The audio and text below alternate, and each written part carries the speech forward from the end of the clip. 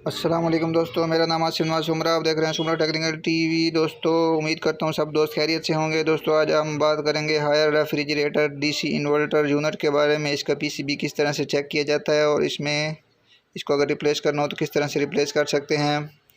तो दोस्तों, वीडियो शुरू करने से पहले आप रिक्वेस्ट है, अगर आप हमारे चैनल पर न्यू हैं तो दोस्तों चैनल को सब्सक्राइब कर दें और वीडियो अच्छी लगे तो दोस्तों वीडियो को लाइक कर दें। ये दोस्तों डिस्प्ले पैनल वाला यूनिट है, इसमें थर्मोस्टेट नहीं होता। इसमें सेंसर होते हैं जो कि फ्रिज को कंट्रोल करते हैं, इसके टेम्परेचर को, इसकी कूलिंग को। तो दोस्तों चलते हैं वीडियो की तरफ। तो ये देख लें, हमने सप्लाई दी हुई है, इलेक्ट्रिसिटी हमने दी हुई है। 220 हमारे जा रहे हैं फ्रिज में। पीसीबी हमने खोल के रखी हुई है। दो इसकी पीसीबी होती हैं, एक इसके सेंसर वगैरह को कंट्रोल करती हैं, इसके टेम्परेचर को, एक हमारे कंप्रेसर को कंट्रोल करती है कंप्रेसर को चलाने के लिए। तो दोस्तों ज़्यादातर जो कंप्रेसर को कंट्रोल करने वाली पीसीबी होती है छोटी, वो वाली ख़राब होती है। अब हम इसकी इलेक्ट्रिसिटी ऑफ़ करते हैं, इसका स्विच निकाल कर हम इसको टेस्ट करेंगे मज़ीद भी। तो मेरा दिल चाह रहा था कि मैं दोस्तों के साथ इसका सारा है अपना तरीक़ाकार शेयर करूं, क्योंकि मैंने इसको टेस्ट पहले कर लिया है मैंने। तो आप लोगों के लिए मैंने ये वीडियो बनाई ताकि किसी की रहनुमाई हो सके। तो दोस्तों, ये है यूनिट हमारा वारंटी में पड़ा है, तो ये रिप्लेस भी हो सकते हैं। रिप्लेस के अलावा इसका वारंटी में हम इसको चेंज करवाएंगे अगर ये ठीक ना हुआ तो पहले कोशिश करते हैं। इसमें दोस्तों 220 जा रही है। इसके 3 जैक बने होते हैं, ये आपको नज़र आ रहे हैं। इसमें न्यूट्रल फेस जा रहा है पीसीबी में, लेकिन आगे पीसीबी जो है हमारे कंप्रेसर को ऑन नहीं करवा रही। तो इसके जैक को उतार लेंगे। इसके बाद ये दूसरा और एक जैक होता है दोस्तों, जो कंप्रेसर के कॉमन रनिंग स्टार्टिंग को आपस में मिलाता है।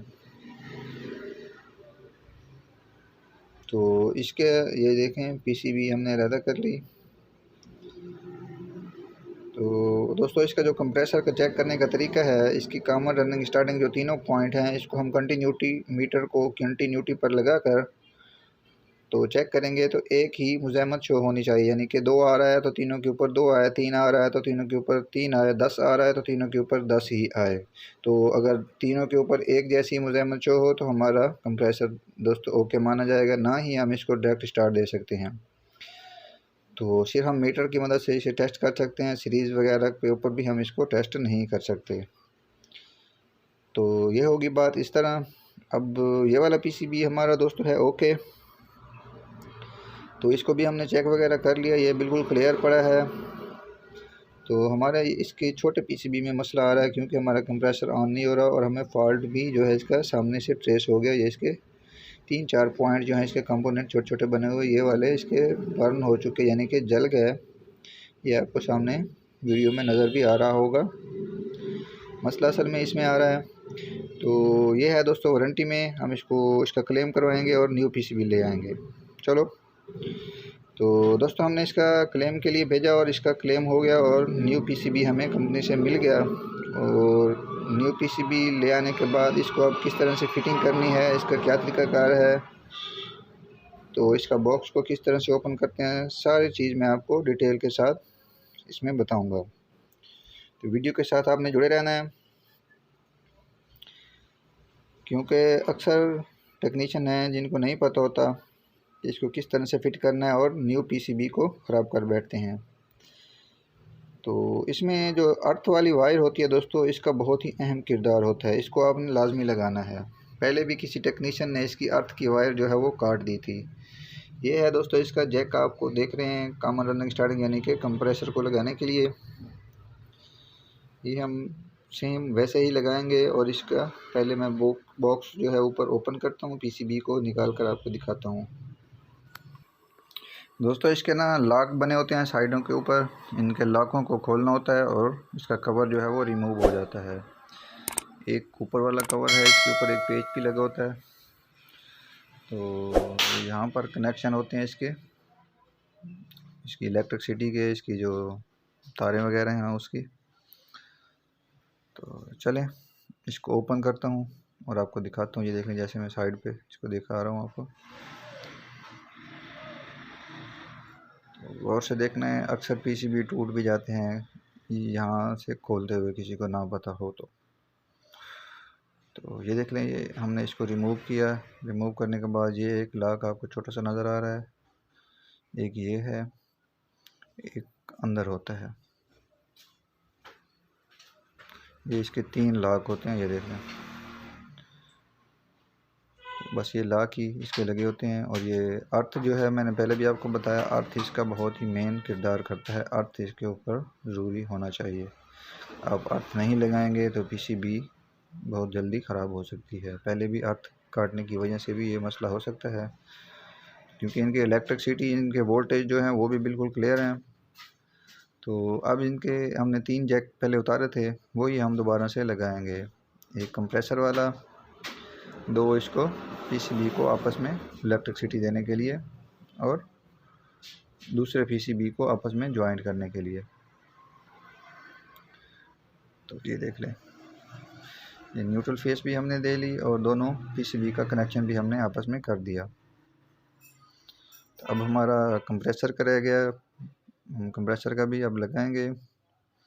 उसके साथ एक अर्थ की वायर है, वो भी हमने कंप्रेसर के साथ ही लगानी है। पहले हम इसका बॉक्स जो है दोबारा से लगा देते हैं, और इसके लॉक हैं वो भी हम ऊपर से लॉक लगाएंगे, और ऊपर इसका ऊपर का कवर भी हम लगाएंगे।